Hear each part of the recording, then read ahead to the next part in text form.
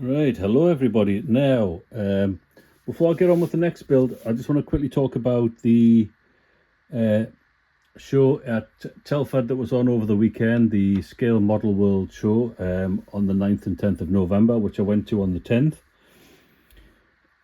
Quick thoughts on that. I'm going to briefly go through this lot because obviously I want to get on with the next build on this video. So the ticket cost £25 to get in. It was a £3 booking charge. And when I got there, it was £7 to park all day. So that's quite an expensive trip, especially when you've got to do what I had to do, which is about a 400-mile round trip.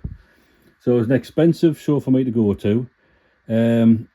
Swings and roundabouts, I've never been before. I did enjoy it. The show was very good. A lot of manufacturers were there. There was a lot of people to meet and talk to. I needed to see Marcus Nichols of Tamiya Model Magazine International. I needed to speak to him. He wants to put some more articles of mine in his magazines, but that's a separate issue. So the swings and roundabouts it cost a fortune to go there. However, if you want to go and buy some kits at a cheaper price, especially on the Sunday, the traders were really knocking quite a lot of money off the kits, and I'll go through what I've got here and go through prices and whatnot. But like I say, I'll quickly rattle through it, and then you can make your mind up whether you think it's worth it or not. Obviously, Airfix had their new live sander there, which looked absolutely epic in the flesh. It looked really, really nice. So let's have a quick drink. It's the last of me Glen Murray. Quick swig of that. Very nice. More ice than whiskey, but never mind. So having a walk around the show, you have lots of trade stands, lots of sellers, lots of manufacturers, etc. But there's always loads of free stuff to pick up. So free magazine there. This one here, these people were here, the Miniature Armour Fighting Vehicle Association. Now they were giving their magazines away just to choose one and pick one up. And I said I would just make a note of it on YouTube. If anyone wants to check these people out, they issue a little magazine. I think it's once a month, and they're quite interesting. So if you want to subscribe to them, just have a look at that. MAFVA Nationals, I think that's what they go under. So that's that one. Again, I haven't even had a chance to have a look at these. I've been back a couple of days. Right, so this, again, a little Scale Model World magazine. I've never looked in that to see what it is, but when I get the chance I will. Pocketbook, catalogues as well. Those catalogues to pick up. Again, never had a look at this one yet. Although what I did find interesting on the trumpeter stand, I don't know if it's going to be in here. I can't see it, but they've got the Fairy Battle, which is really, really interesting to me. I can't wait for that one to come out. Although their Fairy Fulmar was okay, I was hoping for something a little bit better than a new toolkit. It's all right. I've built one, and it's quite nice. The Barracuda's coming out, so I'm really looking forward to that one. It's got April 2024, which I think they're no chance, but I have to say the mock-up of that was there. The sprues were there, so that's not far from being released. So it's definitely be on me go-to kit, and is the Fairy Battle. I've been waiting for one of them, a decent one of them, 4 years. Right, again, so I'm getting distracted. Airfix had a nice little glossy, it's only a few pages, but it's showing you the new releases, the live sander, etc. That was really good. Revell were there in force. Looks like they're trying to improve their standard of kit, so I mean they're going to have to go some, but good luck, Revell, and we're all behind you. Again, there was loads of little traders there. I mean, this looks really interesting, like 3D printed kits of ships, and they look really good. I mean, there's people there I'd never even heard of myself. Right, quickly, so onto the kits. I picked up this one. This is the Qatari Spitfire Mark 1A. It's the Brian Lane one with a resin figure. I've had a look at this kit. This looks outstanding. It really does. I'm not going to do a review on it. I might do a build on it, but if you want to see a review on this, I recommend you go and search for Brian Oxley. He does a lot of reviews on kits. He's got a really excellent channel, so go follow Brian. Sorry, Peter Oxley now, sorry. So it's Peter Oxley. Does a lot of Matchbox stuff, a lot of kit reviews. He's got an extensive collection. It's quite impressive. But this one, I think the retail price is this about 100 quid. I got this one for £70. So they were knocking prices off, so he saved a little bit of money there.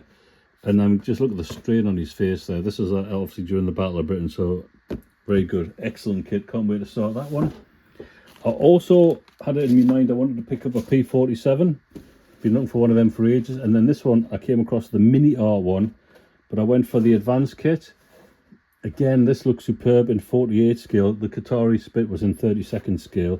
I think I got this, I think it was about £45. I can't quite remember. Again, I think that's about 10-15 quid below the recommended retail price. So like I say, you can pay an absolute fortune to go down there.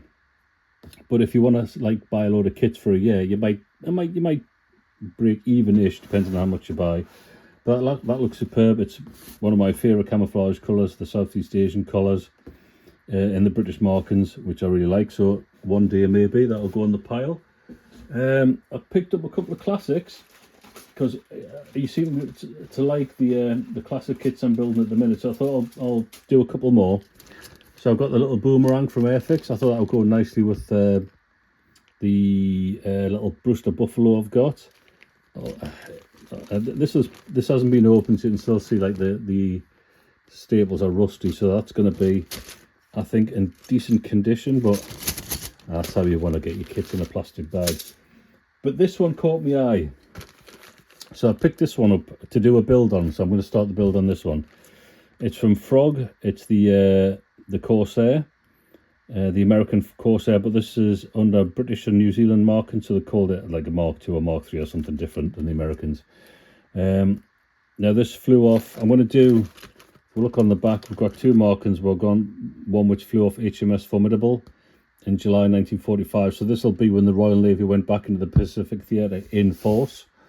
So a lot of carriers went across. A lot of people don't realise how many aircraft carriers the Royal Navy actually had. So they had more than the Americans had at the start of the war. Even so much they lent the Americans an aircraft carrier at the beginning of the war. HMS Victorious, which I think they called the USS Robbins, but anyway, it's a different story. So I might go for this one, which is the all-over blue, but weather it down quite a bit because it's obviously sitting on an aircraft carrier deck. I could go with the Royal New Zealand Air Force 1 1945 support wing. I don't quite know where that one would have operated from. But the Corsair, a really, really interesting plane. It built for carrier operations, but the Americans found it almost impossible to land on aircraft carriers because the cockpit had to be shunted so far back. If you look at the prototype, the cockpit's way forward, but because of the fold mechanism on the wings, they've had to put a massive fuel tank there and shunt the cockpit right back, which made obviously this massive nose and wing to land on a carrier was quite difficult.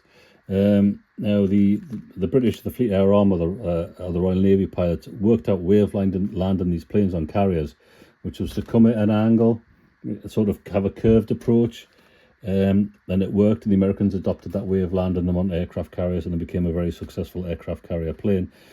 Now I got that information from it's Greg.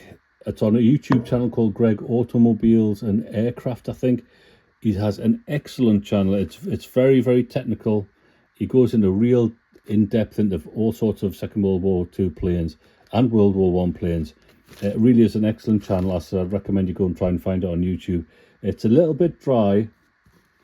It's a little bit technical heavy, but he has done a series on the P-47.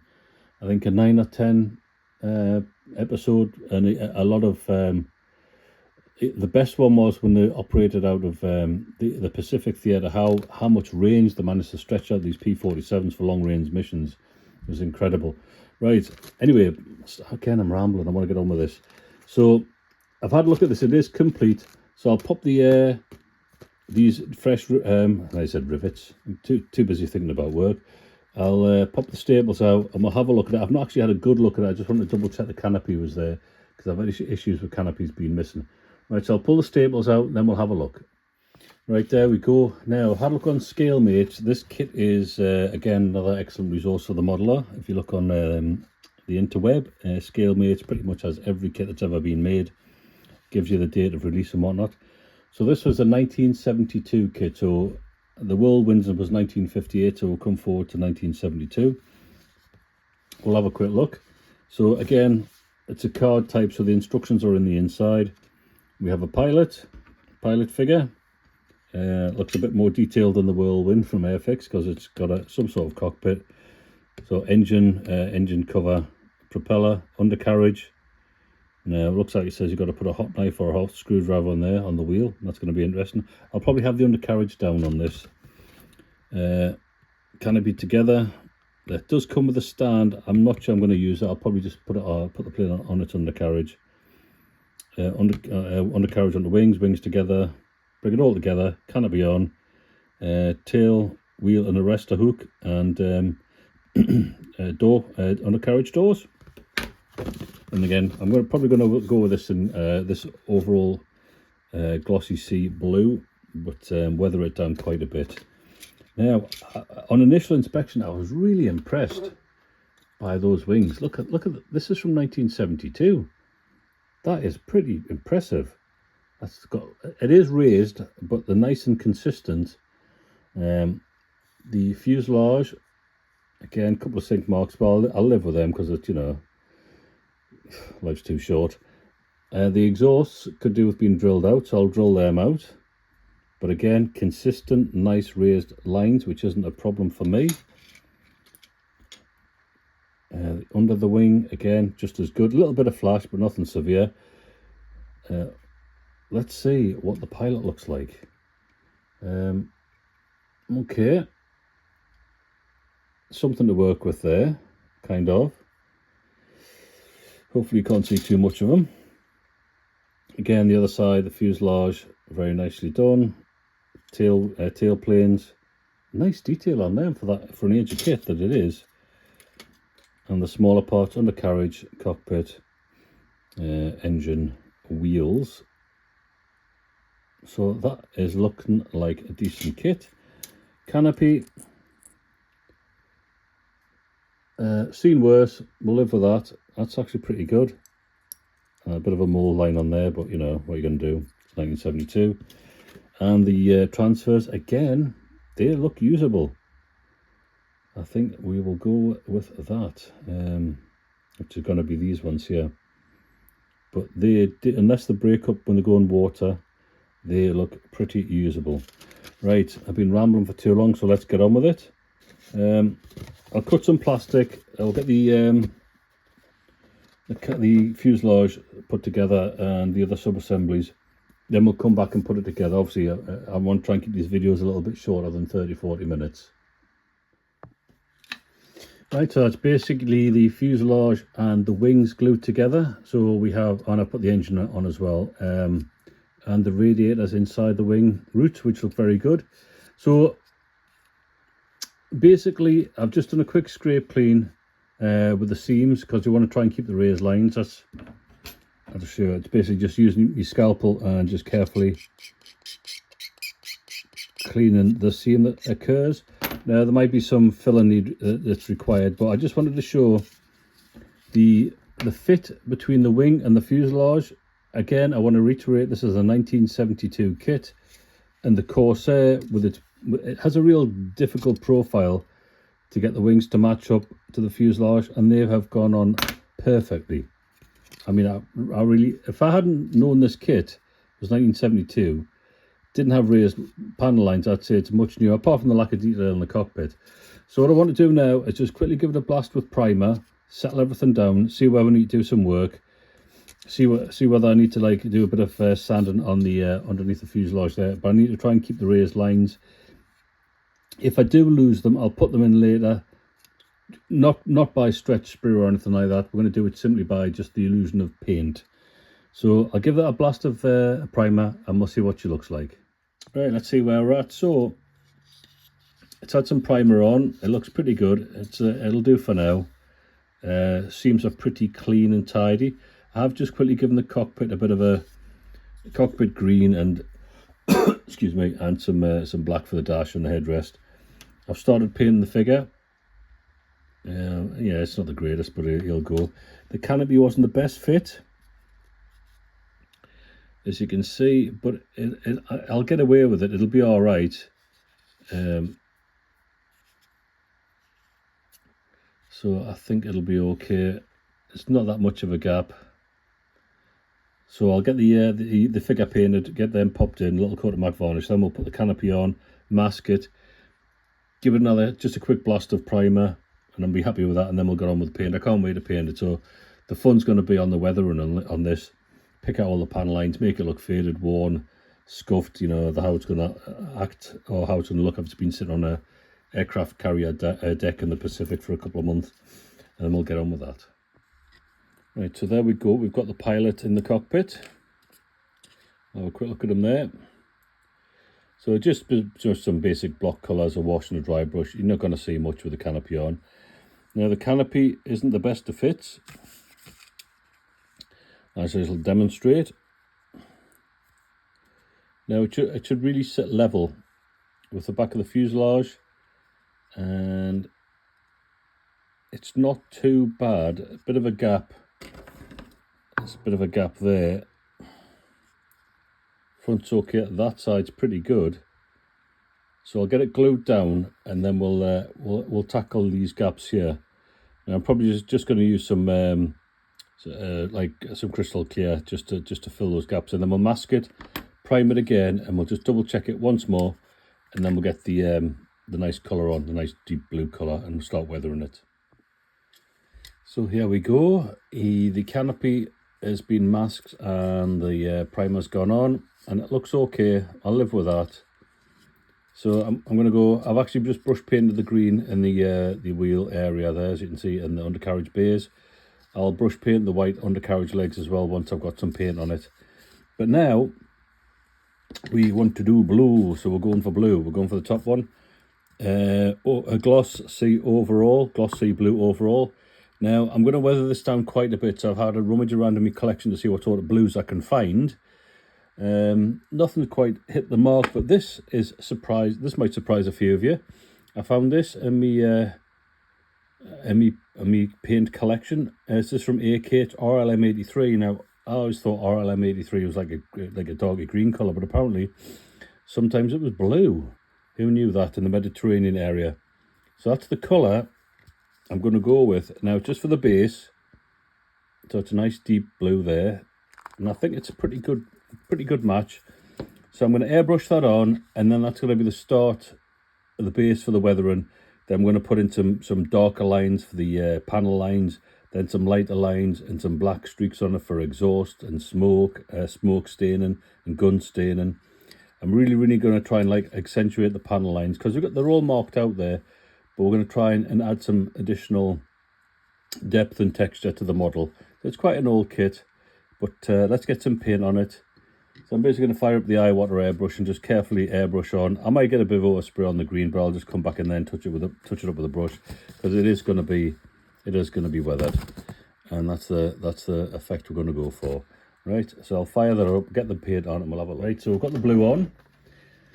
As you can see, the blue's gone on quite nice. AK paint spray really nicely. But while I had a bit of blue in the pot, I put a little bit of black in there and just picked out some highlights, some panel lines, etc. Just add a bit more detail or a bit more interest. Now, before I go any further, I gave the model a quick coat of gloss varnish with that, just by brush, 2 slight brush coats of that, which is really good. So I want to try a transfer first before I go any further. I am going to weather the model down a bit more, so I thought we'll try this one to go on this wing here, on the port wing. So I'll cut the transfer carefully from the sheet. It does have a quite waxy texture. There are some transfers on there that are in white, you can't quite see. Right, see if I can get that tilt down a bit more. So we've got some warm water. So that's the transfer cut out. You need to go on that wing there. So I've got some warm water in a cup. I'll just get a brush, because what I'm going to do is just going to dab the warm water on the transfer, and I'm going to hold it down so it doesn't curl and crack. So these have been in this packet for about 50 odd years. I'll put some water on, let's see what happens. Hopefully they're still usable, and hopefully they come off okay. But you're seeing this the same time as I'm seeing it. A bit more water on. It seems to be affecting the paper, which is good. But I don't want the paper to lift, because sometimes the transfer will crack if the paper sort of curls. And they're very old transfers, these. But I can't see any cracking yet, which is my main worry. They are a bit waxy, so they're a little bit thick. And then, you know, the register's okay. Like I say, we're not talking modern Tamiya or Airfix kits or Hasegawa kits at the minute. This is a very old frog kit. Put a bit more water on, so it's kind of like soaked through the whole of the backing paper there. Let's give it a few more minutes, a bit more water. It's not the most exciting part of the hobby, this. But if this one works okay, I'll put it on the wing, leave it overnight, see what it's like tomorrow. And if it's okay, I'll get the rest of them on. There's not that many to put on, probably another 3, 4, 5, 6, 7, 8, something like that. So you can see in the back of the transfer still a bit of dry paper there. So I don't want to try moving the transfer just yet. A little bit more water.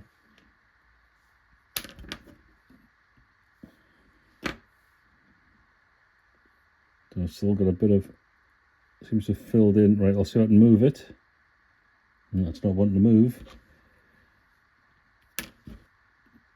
Right, I'll leave that a few more minutes and we'll come back. Right, I've left it a few more minutes and it starts to slide. So we'll get it on the wing. And it's looking pretty good, hasn't broken up. Right, it's on the wing, no problem. We'll get that straightened up and levelled out.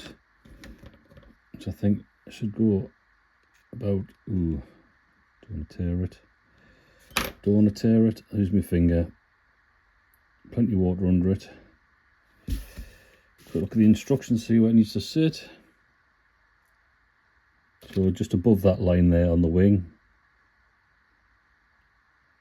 I'll use that line there as a marker because it's in from the outboard line looking at that. So just have a quick look compared with the instructions. Yeah, we'll go with that. So I'll straighten up a little bit. I'll let that dry a little bit, then I'll squeeze the water out from underneath it and we'll come back tomorrow and see how it's dried. Right, there we go. That's the transfers. Look how that went down. So obviously it's gone down very nicely on the wing, so I've done the rest.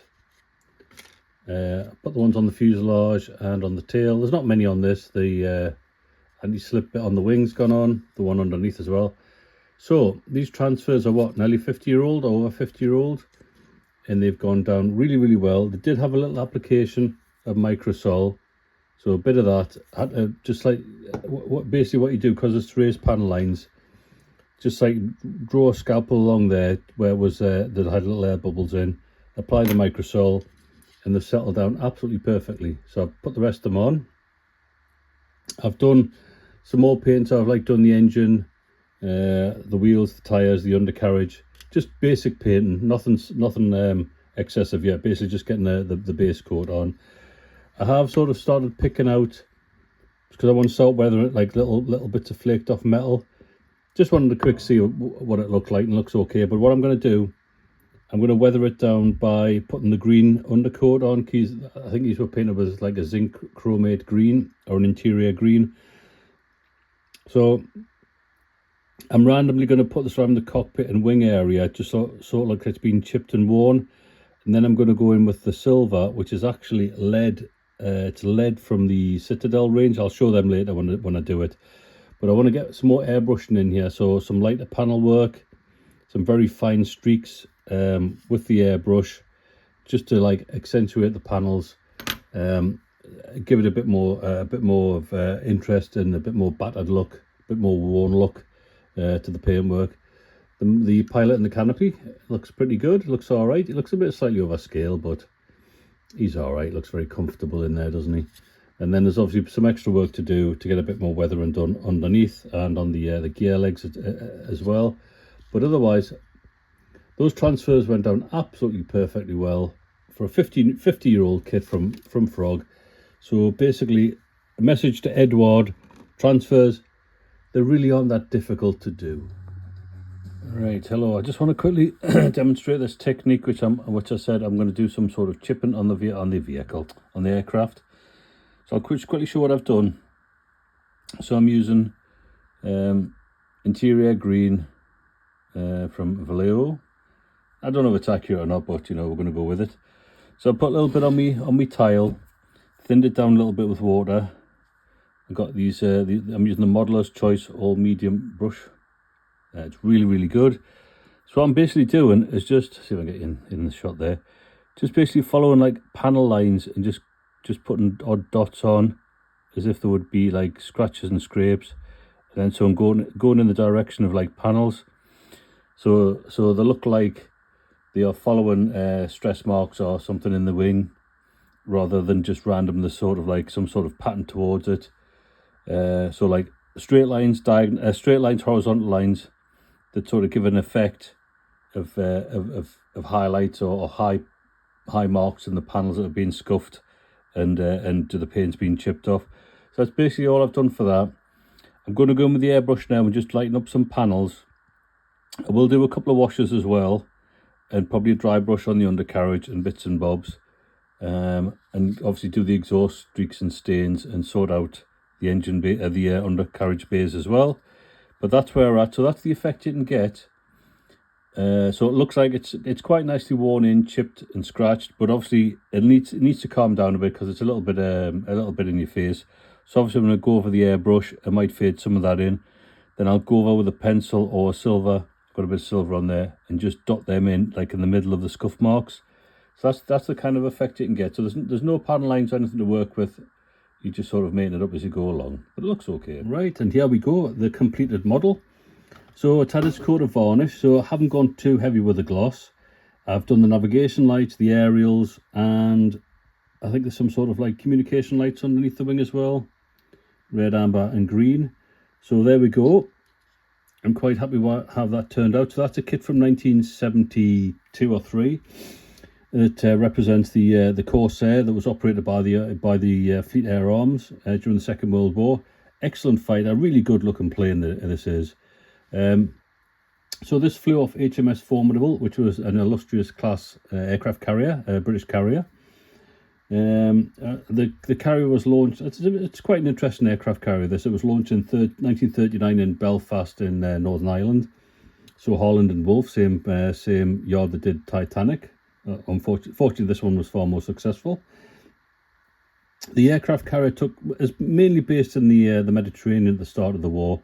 It was involved in the Battle of Matapan, which was when the Royal Navy sort of ambushed a load of Italian cruisers. The Royal Navy obviously having good radar, the Italians didn't. It was three QE battleships. I think it was Barham, Valiant and Warspite, I think, or Queen Elizabeth. I can't remember which one. So it was 3 of them. And this aircraft carrier was actually in the line of battle.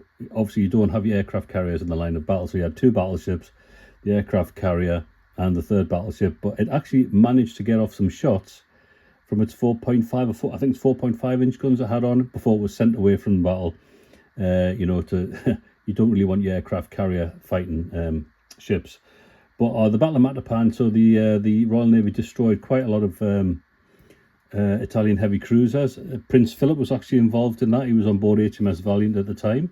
So he was, I think, operating one of the searchlights. So that's the history of Formidable in the Mediterranean. Then it was obviously went off to did other things. It was involved in attacking turbots as well.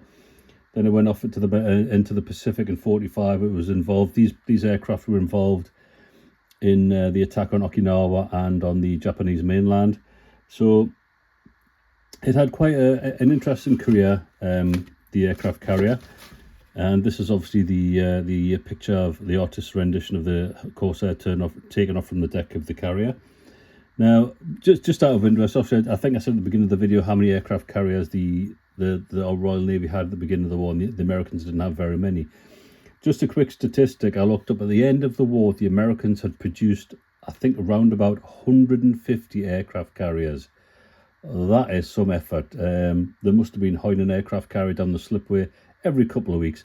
Although the majority of them were what we call escort carriers, so they weren't the big fleet carriers, the Essexes and the Lexingtons and things like that.